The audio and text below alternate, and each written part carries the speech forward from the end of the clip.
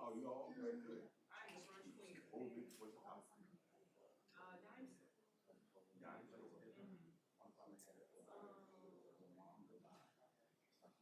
The book is okay. Actually, I have a few bad experiences. No, dinosaurs really places, cafes, you know, but they close at 3. It's off. It's a they're open 7 a.m. I think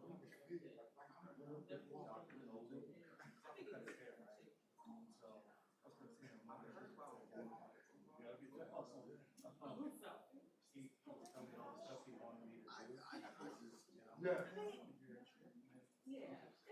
I actually go there a lot. My job, our station is right there, so sometimes I'll go there after work. I would put it in my bag. Oh, nice. I would maybe $5. Okay. Not bad.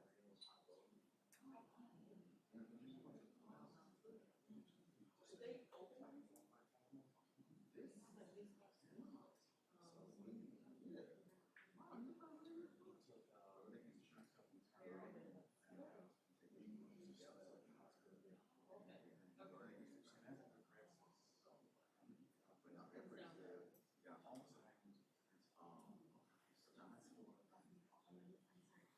I mean, it depends on what kind of brunch you want.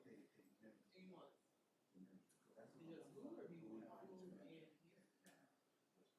or food and eating? So the food part might be they have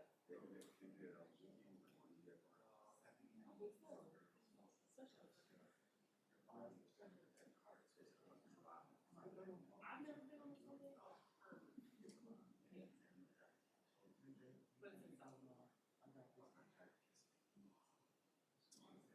in South.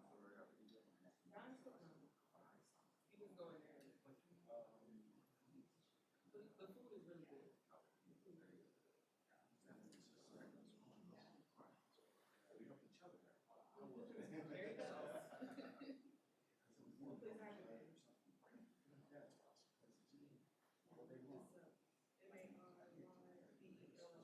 Yeah.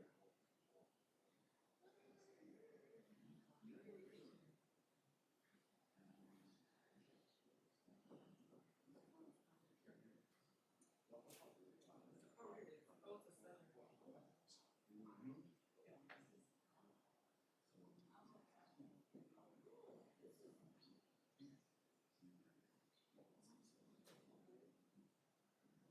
I've been looking for this. I feel like I go to the same place. Yeah. CBS's news guy, camera guy, are you? Yes. Can you come up front and show the credentials, please, because we can't let him back here without credentials. Yeah, you're a.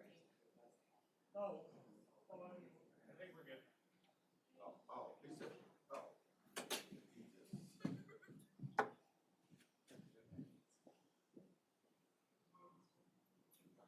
He just went out to go. Oh, Yeah. Oh, okay.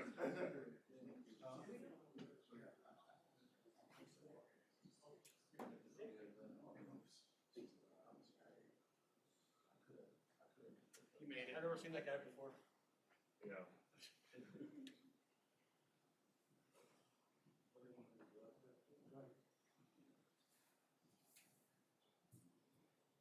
How'd you get back here in your face? They're really good. He's ready for that.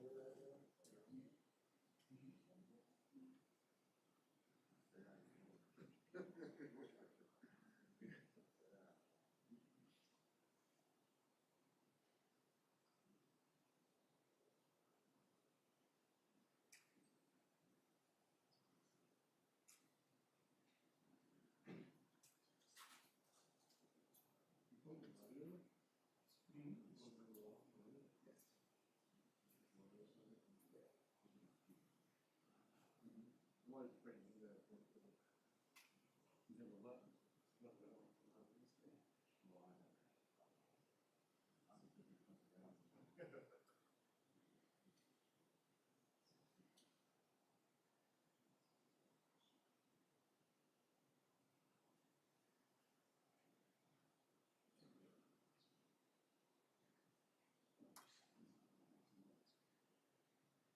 Well, I think in China, do you wear like a driver's license? Your passport?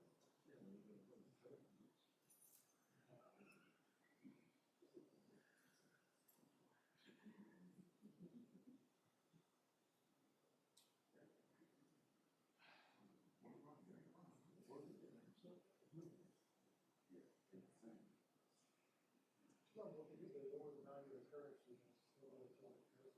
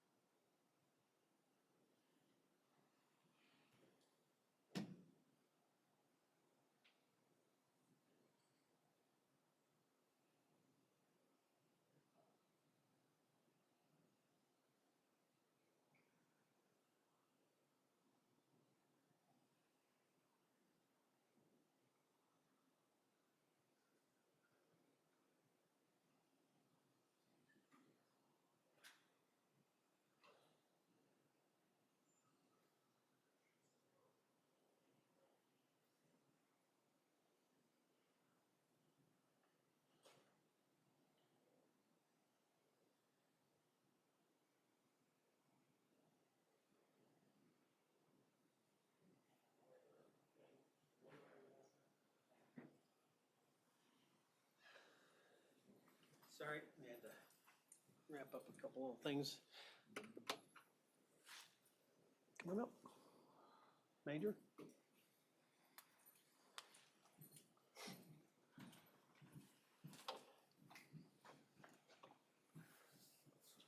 Mr. Mayor, you want to come up? You're more than welcome. Better to be asked up than asked down. Yeah, exactly. So it's my understanding y'all are white balanced, ready to go? Right. Okay.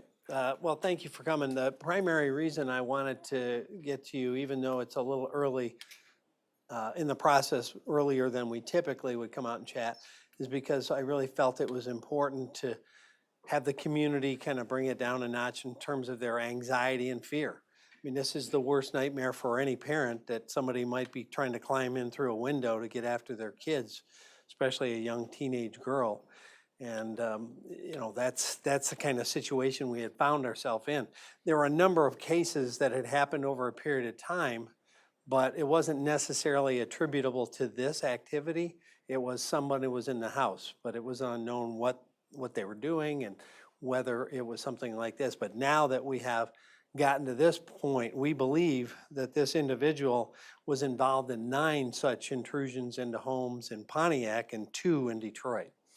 So with the partnership with DPD, and I'd also like to say, first and foremost, the community. You know, on so many cases that we've had recently, including the tragic murder of the individual in his home in Rochester Hills, the community has responded and reacted to information we put out and really given us information to bring very fast closure on cases.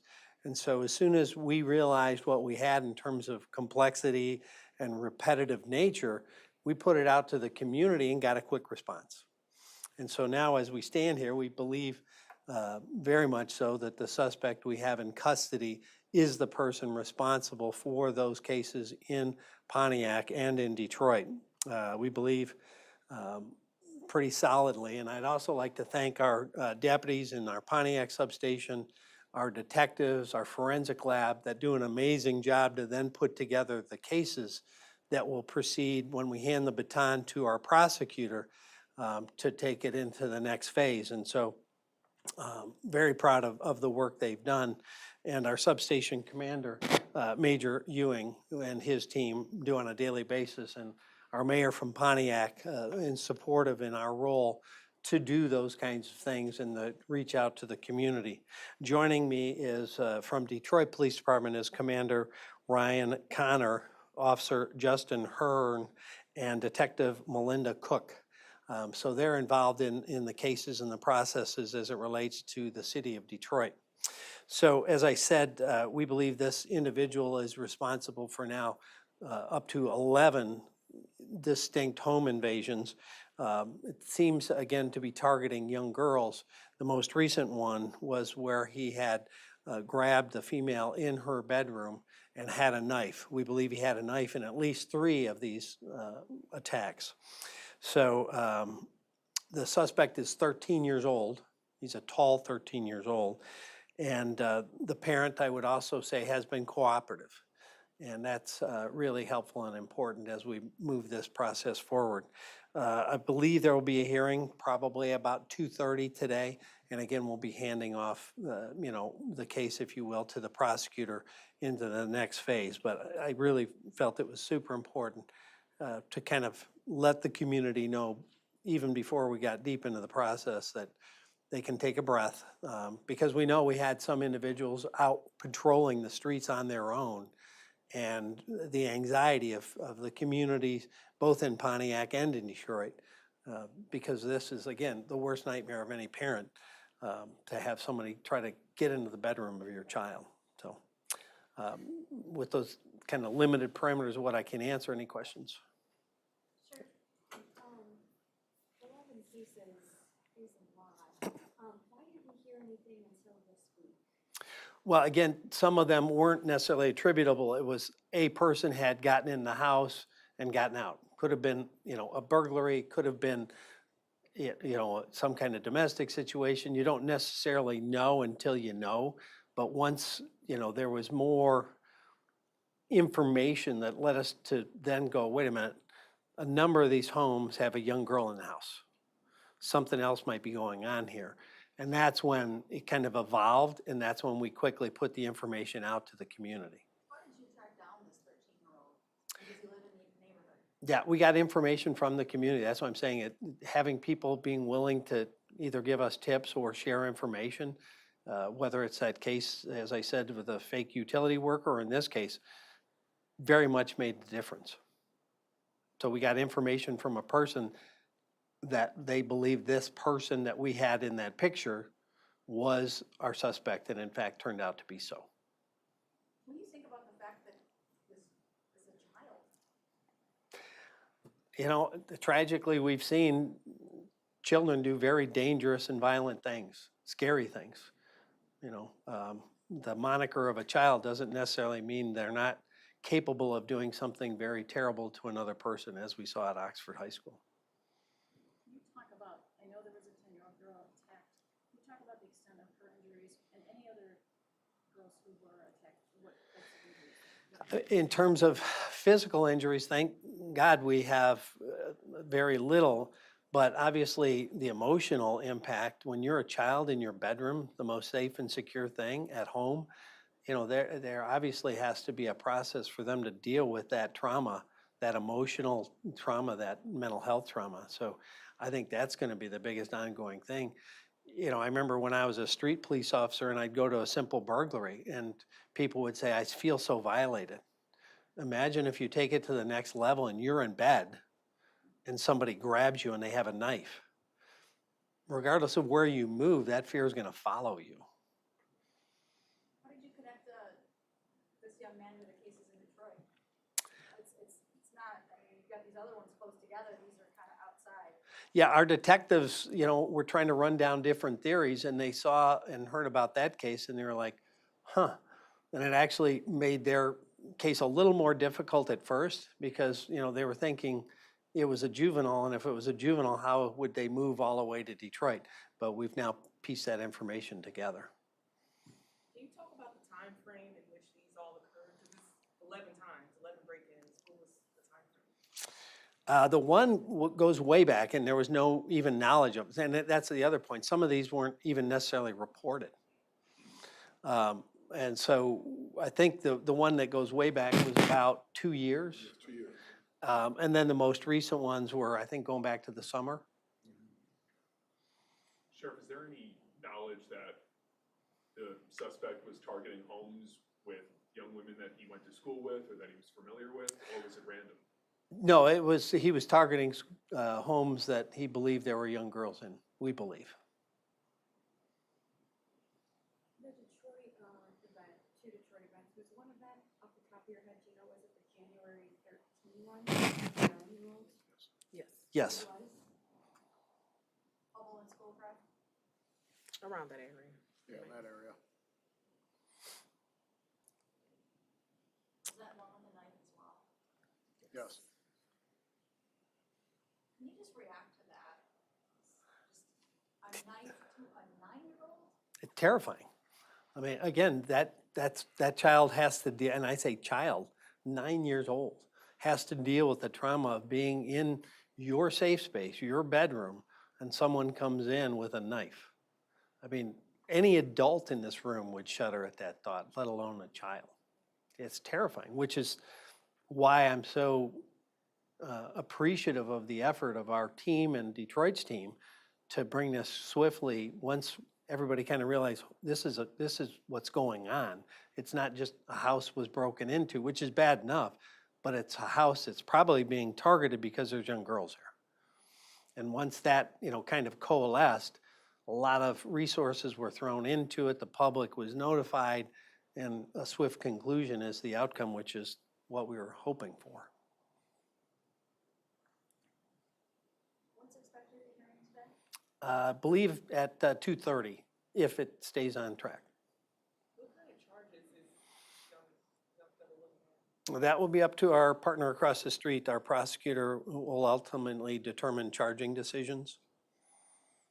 So that would involve whether this 13-year-old is being charged as an adult? That's up to our prosecutor, what the person is charged as and what the charges are. But obviously, it's a very serious situation. When you say the parent was cooperative, Without getting into too much information, they were very willing to bring this young individual to our substation and allow our process to move forward. I think, you know, the parent, like most parents, wants to figure out what's going on with their child and what's the next steps forward, which, especially if they're on a path that's very bad. Did you recover the knife that was used? We did it. Yep. Believed to be the same knife in all, or Yeah, I don't know. You know, the lab and other folks are working with different things now. What was the actual process of, was he literally opening up bedroom windows and going in that way? And Yeah, he was climbing, well, not necessarily just a bedroom window. He was finding access to the home somewhere with an unlocked window. Seems to be one of the most used opportunities. And that's why we encouraged, when we kind of figured out that this was bigger than just, you know, a random thing, to the community, lock your doors, be situationally aware, all of those kinds of things. Lock your windows. You know, it's not something that we like to think about, but we have to. Is there any understanding that this 13-year-old was going to these houses and looking at them and casing them out before he committed these crimes, or was he just going to the homes and doing it in that instant? He did have some knowledge of the homes he was going into and who would be inside. Yeah, so obviously our detectives in the case know a lot more with some of the specific answers. So he had been, you know, obviously gaining information about potential victims in the homes. Did he live in Pontiac or Detroit or another town? Pontiac. Two of the victims' mothers said that after this, their family was so traumatized, they are for sure moving. To those families, what would you like to say? I understand. We're appreciative that, you know, another family doesn't have to go through this, and they should encourage their loved one to get help, to have a process to deal with that, to communicate that traumatic incident, and the whole family, quite frankly. I mean, even as a parent, if something happens to my kid under my roof, I'm going to feel very guilty. And you're the victim in this, not the guilty person. So push back the guilt if you're feeling anything, and understand you've both been victimized, the safety and sanctity of your home for you as a parent and them as a child. And, you know, I would suggest rethink moving, because this could have happened regardless of where they live. This wasn't, it happened to be this neighborhood or that neighborhood. It happened to be because they had a young girl. And so if they move to another house, they still have the young girl. That's the common theme in this particular case. So focus instead on what can they do to help themselves and their child.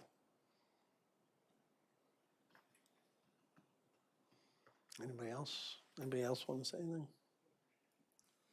Can you say what the first indicator was that you, What the what? what the first indicator was that you had a suspect? Was it just lining up all these incidents and how similar they were?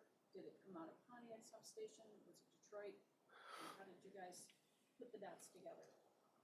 Well, our substation detectives kind of came up with a pattern that made them believe it wasn't just a burglary and it wasn't random. It was focused on a young girl being in the house. So that was a determination after examining a number of these cases, putting that linkage together. And then once that linkage was together, they shared that with me. I immediately put it out on our social media and different platforms, and then we got a quick turnaround on some information. That's where I thank the community for their participation. You know, we can't do this in a vacuum, and the help of people makes a very big difference, because usually someone knows someone. I mean, we had a case in Orion where someone was able to turn the person in that had, I believe it was a burglary, because they recognized the shoes. So, you know, the public is our best ally in trying to help keep them safe. Mr. Mayor, do you want to say something? Well, thank you, Sheriff. I just want to emphasize that the city of Pontiac, the sheriff's office, take home invasions very, very seriously, especially when they involve attempts to accost women of any age. This is a really terrifying situation for a lot of our families in Pontiac. Obviously, people's homes are their sanctuary, and people expect and deserve to feel safe in their homes. And so this kind of incident is particularly terrifying for our residents. And I want to thank you, Sheriff Bouchard, Major Ewing, for your leadership and all the members of your team. I also, though, want to thank the Detroit Police Department for your service as well. This is a great example of intergovernmental cooperation and about how important teamwork is in solving crimes in our communities. And as the sheriff said, I really want to emphasize how important it is for people to speak up and speak out when they see criminal activity or have information that they can lead to putting an end to these kinds of criminal activities, because we wouldn't have been able to resolve this situation without the help of community members, and that is typically the case in so many incidents that occur in our community. So I want to really thank our residents for standing up, speaking out, and helping the sheriff's office solve this incident. Did he ever take anything? Was he just going up to these young girls and putting a knife to their necks? Yeah, not that at this point. I mean, obviously, again, we're early in the process. Typically, we'd have a lot more information once we're into a deeper phase. It's still very much under investigation. You know, we're probably going to go back and look at other things historically. Was this, you know, one of the ones, was this connected? And I'm sure DPD is going to do the same thing. So at this point, we don't have any information that there's items or anything like that, but you know, who knows what that will show as we dig a little deeper. Now that we have a suspect and an MO and kind of a radius where this may have occurred. Did his parents return the baby with them have any clue what was going on? I think they knew that he was having some challenges, but they obviously didn't know that this was an outcome of that. Not that I'm aware of with our agency. I don't know if Detroit had any, but we don't think so at this point. Sheriff, you may have mentioned this earlier in the press conference, but you saw the still image, video that you're prepared to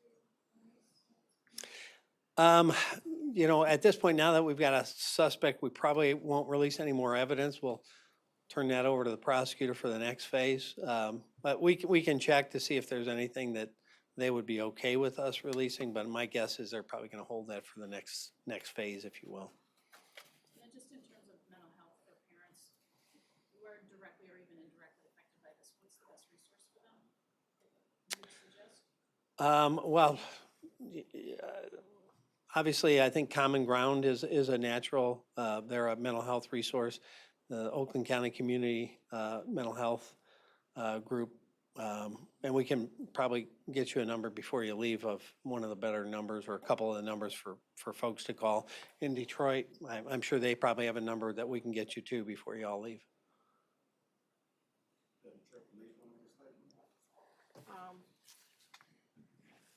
Again, like Sheriff said, Deputy said, we cannot be thankful enough for our supports from Oakland County, the substation, and the Sheriff Department here in Oakland County, as well as our community and here in Detroit, like our victims being forthcoming and having the courage to tell their story. So again, it was teamwork, and we're gonna do our best and do diligently to get these victims justice and keep the city of Detroit safe. And I'm sure Oakland County is gonna say the same thing, to keep their streets safe. And not only this individual be prosecuted, but as well as get services he may need so that he can have a better life.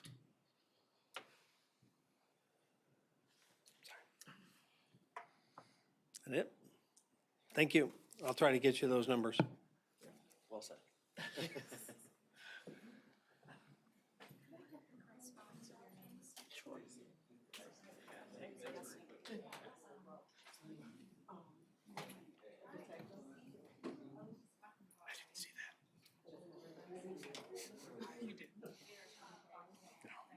He typically doesn't like mics up here.